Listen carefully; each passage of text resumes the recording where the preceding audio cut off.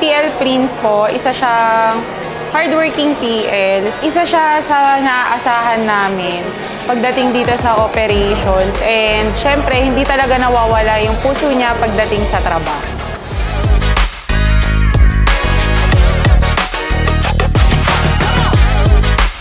Hi, I'm Prince Salvacion. You can call me Prince. And I am originally from Mandaluyong City. I am currently assigned at Robinson's Place, Manila as a dining team leader. Fun facts about me, I love to travel and also I do love riding motorcycles. Also, I am a former firefighter volunteer. I started at Frankie's dahil sa neighborhood ko na dating FMD ni Frankie's. So during that time, nabanggit niya na hiring nga si Frankie's, both dining and kitchen. So I tried to apply way back October 16, 2017. And then I was assigned first at SM Mega Mall as a dining team member. Working with Frankie's is hindi mo mararamdaman na basta ka lang nagtatrabaho. Kasi gaya ng tagline nila na more than work, we are family. So makikita at mararamdaman mo rin naman to. Dahil ramdam mo rin yung presensya.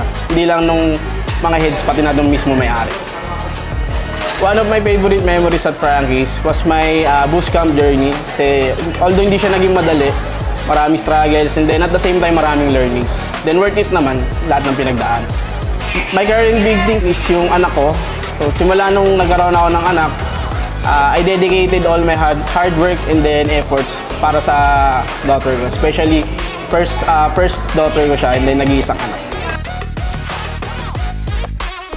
When it comes to me, sobrang helpful ni Frankie's. Hindi lang naman ng mga kasama syempre.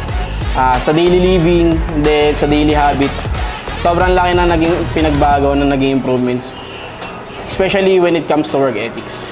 One of my favorite Frankie's product as of now is yung bagong flavor natin, si Honey Sriracha.